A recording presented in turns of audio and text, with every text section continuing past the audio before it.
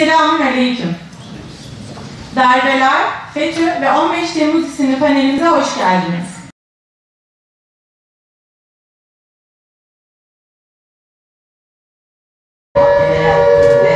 Hesap vermesi temin edilecektir. Tüm yurtta sıkı yönetim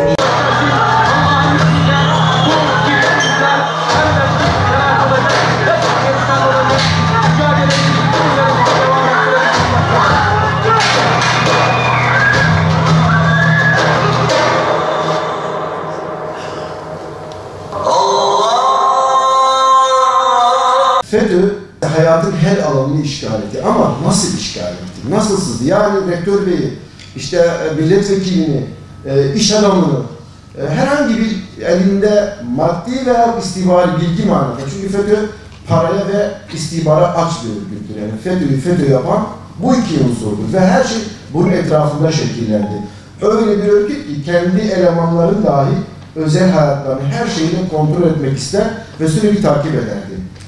Şimdi kontrollü kaos yöntemi terör örgütleriyle beraber, yani diğer terör örgütlerini de manipüle ederek, yönlendirerek, kullanarak yaptı FETÖ.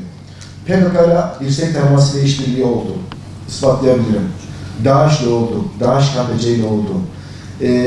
Kendi muhalifi kontrol edemediği diğer örgütleri de devlet imkanlarını kullanarak onların ulaştığı bilgi, belge ve toplumsal yapıya dair çalışmalarını ele geçirdi. Yani mesela Hizbullah'ın arşivi bugün PKK'nın elinde. Beykoz olayını hatırlayın. Orada ne oldu? Hizbullah'ın bütün arşivi FETÖ'nün eline geçti. Peki o arşivde ne vardı? Bölgedeki birçok karanlık eylemi, olayı aydınlatacak bilgiler vardı orada. Ve maalesef hala FETÖ'nün elinde. Şimdi adamlar bu günleri oluşturabilmek için dedim ya size, mesela Yasin Börü olayını hatırlayalım. Yasin Börü 6-7 Ekim olaylarında yerel medyada siz burada yaşıyordunuz bu olayları. Gündeme geliyordu. Hani ben bildiklerinizi anlatmayacağım. Arka planda bizzat yaşadığım şeyleri anlatacağım. Ben de buraya geldim. Ulusal medyada ne yazık ki bölgede cereyan eden pek rağbet edilmiyor. Ben atladım geldim. Bir hafta dolaştım falan, baktım. Yasin Börü katledilmiş. Yerel medyada büyük bir yerelde infial var. Ve ben o cinayette, o katliamdan bir kişinin sağ kurtulduğunu, Yusuf diye bir çocuk, Yusuf Er. Ama polis bunun ifadesine başvurmamış. Aradan 10 gün geçmiş neredeyse. Normalde bir olay olduğunda hani polis soruşturma, inceleme başlatır. Kendi ifadesine başvurmak zorunda. Tek şahit o çünkü. Meğer çocuk tehdit ediliyormuş. Ailesi bunu bir köye götürüp saklıyormuş. Tabii yazdım, araştırdım, mahalleye gittim. Hepiniz Diyarbakırlısınız, bilirsiniz. Burada bir şey olduğunda herkes birbirini tanır. Yani mahallede kim oturuyor, şu sokakta kimler oturuyor, ne olur, ne bitiyor bilirsiniz. Ve ben isimlerini dahi öğrendim. Çok da zor olmadı, eminim çok zor olmadı. Ve bunu yazdıktan sonra Bingöl'de de benzer bir hadise vardı. Bingöl'deydim, Diyarbakır Emniyet İstihbarat ve Terör Şubeden arandım. Arayan kişi, biz bu cinayetleri aydınlatmak istiyoruz dedi bana. Çok önemli verilere ulaşmışsınız. Yayınladıklarınızdan bunu anlıyoruz. Muhtemelen daha çok vardır. Bizimle paylaşın da şu cinayeti çözelim dedi bana. Tabii o arayan kişinin kimliğini bilmiyorum. Ben de paylaşacak bir bilgi olmadığını söyleyip telefonu kapattım. Bir şey paylaşacak bir şey yok. Çünkü sonuçta o devlettir.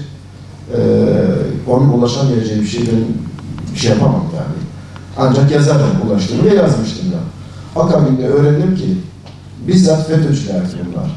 Çünkü onlar o cinayetlerin aydınlanmasını istemiyorlardı. Örgütsel birlikteliklerinin ortaya çıkmasını istemiyorlardı. Hatırlayın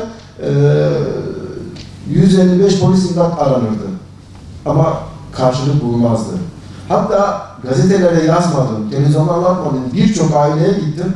Ya polis bana diyor ki git kendiniz çatışın, vurun diyor. Yani istiyor ki iki grup çatışsın. Buna zemin oluşturmaya çalışıyorlardı. Ve bütün bölgede bu böyleydi. Cumhuriyetin bu ülkeye, özellikle de bu coğrafyaya kötü bir hediyesi oldu. 90 yıla yakın, 80-90 yıla kadar bu ülkede Cumhuriyetin o yeni kurulan sisteminde başta Kürtler, Aleviler, gayrimüslimler, ve en önemlisi inananlar, inançlı insanlar ve köylüler ötekileştirildiler. Ötekileştirilenler bu ülkede hep ikinci vatandaş oldular. Hep çile ve mazlumiyet gördüler. Ve yapılan o 3 büyük darbenin de en çok bedelini bu 5 insan sınıfı çekti. Neden bunlar çekti?